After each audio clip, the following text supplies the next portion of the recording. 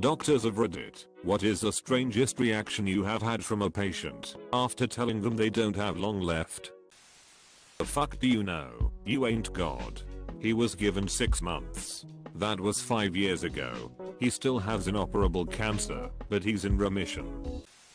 I'm not a doctor, but my friend is. He told me a story of an older patient he was treating with cancer and he was giving him the treatments available to him to prolong his life and give him a little bit longer with his family and friends. The guy responded back with something like this. Son, I've lived on this earth for 76 years. I've seen my kids grow up to be amazing, and they've given me grandchildren to enjoy. I don't want to start a treatment that takes away my ability to enjoy them. I damn sure don't want to start treatments that make a steak taste like metal. I've had many years here, and when my time comes it will come. Thank you for your help. EMT here. I went to a patient who was at the end of his life. He knew he had end of life care instructions and a DNR. We were called as he was vomiting and having abdominal pain. We got there and gave him pain relief and just sat with him for a bit. It was clear he was on the way out and probably wouldn't live through the night, and he knew it. He asked us if he was going to die, and we didn't outright tell him, but we said his vital signs were starting to decline, and he wasn't looking too good, etc. When we said this, he kinda just went okay then, and sat there in silence with his eyes closed, and almost like a little smile on his face. I have no idea what he was thinking, but he almost seemed relieved, like glad that it was all coming to an end. From what I know of him, he'd been virtually bedbound with pretty much 24/7 care for the last few months. His wife had died about a year earlier and his family lived away. I like to think that in his last few hours he found some relief in the fact that his pain would soon be over and that he wouldn't have to suffer alone anymore. Worst part was suffering from chronic liver failure and was due to have a medically assisted dying order with a physician. This man was in chronic pain most of his life, but just before he was due to go out, a snowstorm hit and the physician couldn't fly to the town to get to him. So they delayed his death for 2 weeks and boy was he pissed. You see, to be mentally prepared to die is one thing. To have it delayed must be emotionally and physically painful, because now you have to live with doubt or anger. In these 2 weeks he made a friend in the same unit. She didn't know he was due to die until the last day. She cried, saying she didn't understand why he didn't want to say goodbye to her. He decided to leave his belongings with her as it was easier to do that than to say goodbye. So as he was rolling past the unit to die, you could hear the sobbing of a frail broken woman. She admitted to considering to do the same thing from her own chronic illness, but was glad she didn't pull through. I imagine the man died with more than he thought he could carry. He came in with nothing and left with a friendship. But he wanted to die. He just simply could not live in pain anymore. My mom's godmother reportedly looked at the doctor when he told her she had stage IV lung cancer and said, "Well, I'm 94. It was bound to be something." My mom told me that when she had staph infection in her knee really bad, when I was just a kid, her doctors told her to make plans for her death just in case. My mom just busted out crying for about 15 seconds before she just turned into the most cheerful woman. Needless to say, it spooked my dad, her nurses, and her doctors. Completely calm and accepting. It happens, but every single patient encounter until then had understandably involved shock and bursting into tears. This man was calm, cool, collected. He was very polite and thanked me for my time. Turned out his daughter is a radiologist at the hospital we sent the biopsy sample to, and she had accessed his patient files to inform him of the news as soon as it came through 2 days earlier. So I had told him nothing new, and he had just politely sat through my talk before we could start discussing referrals. I don't know how I felt about the encounter. Putting your child in a position where they have to be the one to tell their parent they have 6 months left to live is rough, and there are medical issues. But waiting to hear biopsy news is also rough. I don't know his daughter or their relationship, so I put it away in the back of my mind and didn't take it out again. As a hospital chaplain, had to stop because it beat me down.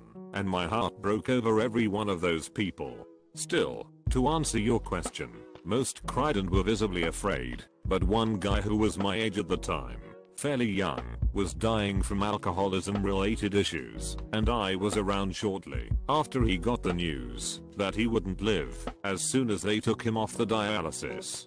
He said, "Don't feel sorry for me, I did this to myself. I'm just worried about how my mom is going to handle it. But really, I'm fine with it. I know I went too far and this is what happens." Woo-wee. Not a doctor here, but have a rather strange response. 3 years ago, my grandma was diagnosed with congestive heart failure and was given a few months to live. The whole family was still in a fragile state as we had just lost my grandpa less than a month before. The doctor was very kind and did his best to let the news down as gently as he could to her.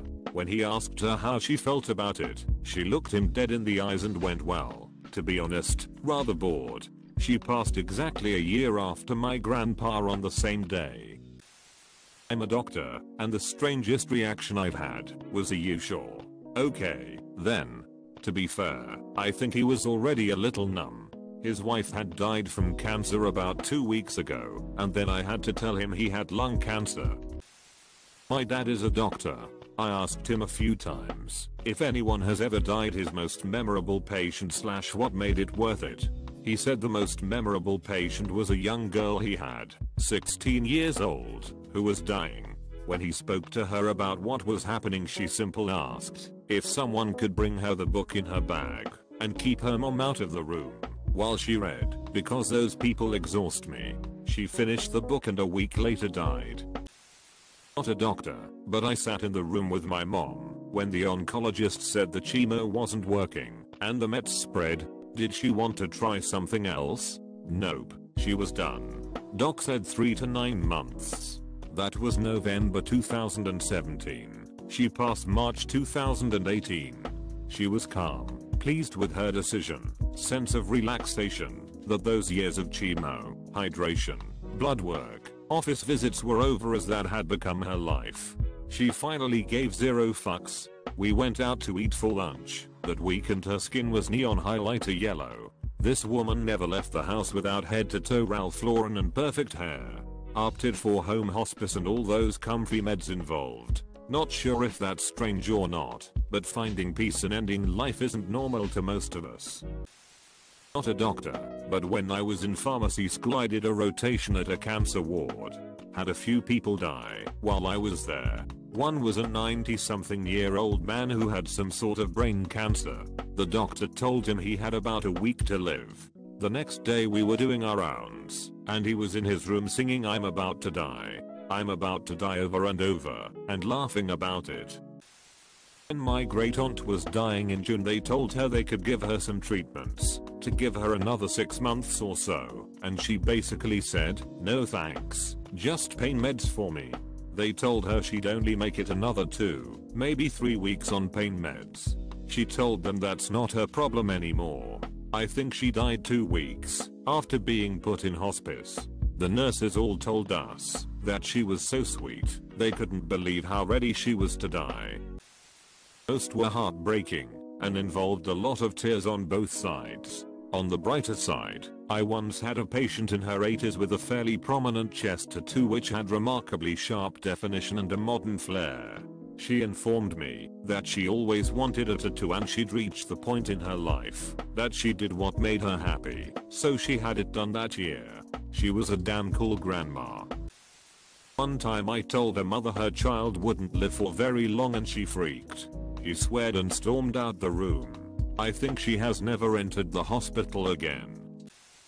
Not a doctor, but when my grandma was 89 she was diagnosed with a brain tumor.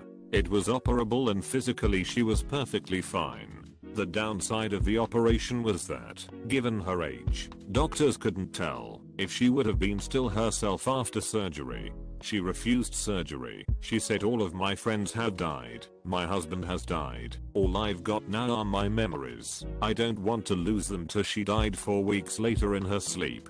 It's been hard for us because the tumor took her lucidity away, so she wasn't even able to recognize us in her final days. But I totally understood her reasons, and if I'll ever be in that situation I think I'd do the same.